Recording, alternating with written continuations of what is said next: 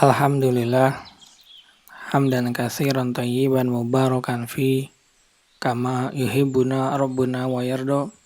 Asyhadu an la ilaha illallah wahdahu la syarikalah wa asyhadu anna Muhammadan abduhu wa rasuluhu alladzi la nabiyya ba'da amma ba'du.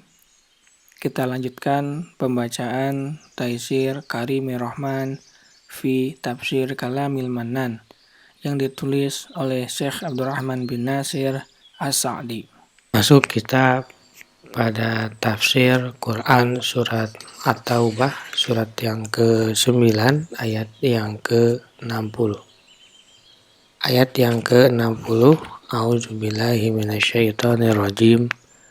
Innamas shadaqatu lil fuqara'i wal masakini wal 'amilina 'alaiha wal mu'allafati qulubuhum wa fir riqabi wal gharimina wa fi sabilillahi wa ibnis sabil. Faridatan minallah wallahu alimun hakim. Sesungguhnya zakat-zakat itu hanyalah untuk orang-orang fakir, orang-orang miskin, pengurus-pengurus zakat, para mu'allaf yang dibujuk hatinya untuk memerdekakan budak, orang-orang yang berhutang untuk jalan Allah, dan orang-orang yang sedang dalam perjalanan sebagai sesuatu ketetapan yang diwajibkan Allah, dan Allah Maha Mengetahui lagi Maha Bijaksana. Tafsir ayat yang ke-60, Allah Ta'ala berfirman, Innamas shadaqatu, sesungguhnya zakat-zakat itu, yakni zakat yang wajib dengan dalil bahwa sedekah yang dianjurkan itu diberikan kepada siapa saja tanpa pengkhususan. Sedangkan di dalam ayat ini disebutkan adanya pengkhususan, yakni innamas shadaqatu. Sesungguhnya zakat-zakat itu adalah untuk mereka, tidak untuk yang lain, karena Allah membatasinya pada mereka, yaitu 8 golongan berikut ini. Pertama dan kedua, fakir dan miskin. Di tempat ini, keduanya adalah 2 golongan yang berbeda. Fakir lebih membutuhkan daripada miskin, karena Allah menyebutkannya di awal. Dan suatu perkataan tidak dimulai kecuali dengan yang lebih penting. Lalu baru yang penting berikutnya. Fakir adalah orang yang tidak memiliki apapun untuk memenuhi kebutuhannya, atau memiliki kurang dari setengahnya. Sedangkan miskin, maka dia memilih setengah lebih tetapi belum mencukupi. Karena jika dia memilikinya, berarti dia adalah orang kaya. Keduanya diberi zakat yang bisa menghilangkan kefakiran dan kemiskinannya. Ketiga, amil zakat. Dia adalah setiap orang yang bekerja dan sibuk pada urusan zakat, mulai dari penjaga, penarik dan muzaki, pembayar zakat, penggembala, pembawa, penulis, dan petugas lainnya. Dia diberi karena pekerjaannya. Ia adalah gaji dari pekerjaannya dalam mengurus zakat. Keempat, orang yang sedang dibujuk hatinya.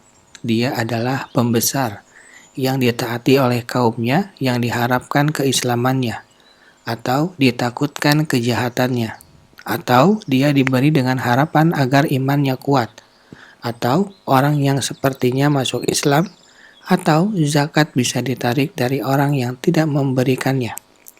Dia diberi sekedar bisa menarik hatinya dan meraih kemaslahatan.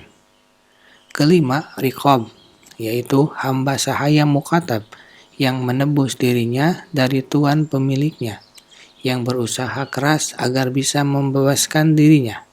Maka dia dibantu dari zakat, membebaskan tawanan muslimin dari tangan orang-orang kafir, termasuk di dalamnya. Bahkan ia lebih banyak. Termasuk dalam hal ini, boleh memerdekakan hamba sahaya walaupun dia bukan mukatab. Karena ia termasuk dalam firman-Nya wa fil riqabi, untuk memerdekakan budak. Keenam, gharim. Jenis ini terbagi menjadi 2. Orang yang mengeluarkan harta demi mendamaikan dua kelompok yang bertikai dan berselisih, lalu seseorang menengahi untuk mendamaikan dengan mengeluarkan harta untuk salah satu kelompok atau untuk keduanya. Maka dia diberi bagian dari zakat agar hal itu menjadi peneguh dan penyemangat bagi tekadnya. Dia diberi walaupun dia kaya. Yang kedua adalah orang yang berhutang harta untuk dirinya sendiri. Kemudian dia bangkrut, tidak bisa melunasi hutang. Dia diberi apa yang cukup untuk menutupi hutangnya. Ketujuh, orang yang berperang di jalan Allah, yang berperang dengan sukarela tanpa ada departemen yang membawahinya. Dia diberi zakat secukupnya untuk membantunya berperang, untuk mendapatkan senjata, atau kendaraan, atau nafkah untuknya dan keluarganya, agar dia fokus dengan tenang dalam jihadnya. Banyak fuqaha yang menyatakan jika orang yang mampu bekerja memutuskan untuk berkonsentrasi mencari ilmu, maka dia diberi dari zakat, karena menuntut ilmu termasuk ke dalam jihad di jalan Allah. Mereka juga berkata, orang miskin diberi zakat untuk haji, namun pendapat ini perlu dikaji kembali. Kedelapan, Ibnu Sabil, yaitu orang asing yang kehabisan bekal dan sedang tidak di negerinya. Dia diberi dari zakat yang dapat menyampaikannya ke negerinya.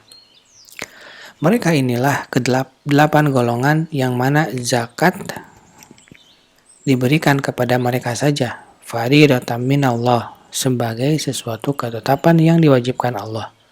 Allah mewajibkannya dan menentukan kadarnya sesuai dengan ilmu dan hikmahnya. Wallahu alimun hakim, dan Allah maha mengetahui lagi maha bijaksana. Ketahuilah bahwa 8 golongan ini kembali kepada dua hal. Pertama, yang diberi karena kebutuhan dan keperluannya, seperti fakir miskin dan semisalnya. Dan yang kedua adalah yang diberi karena memang dibutuhkan dan untuk kepentingan Islam. Allah mewajibkan bagian ini atas harta orang-orang kaya untuk menutupi kebutuhan khusus dan umum bagi Islam dan kaum muslimin. Seandainya orang-orang kaya itu mau membayarkan zakatnya sesuai dengan ketentuan syar'i, niscaya tidak ada lagi orang fakir dari kalangan kaum muslimin. Niscaya akan terkumpul harta untuk mengamankan perbatasan dan melawan orang-orang kafir serta terwujudnya seluruh kepentingan agama. Subhanaka Allahumma wa bihamdika asyhadu an la ilaha illa anta astaghfiruka wa atubu ilaik. Assalamualaikum warahmatullahi wabarakatuh.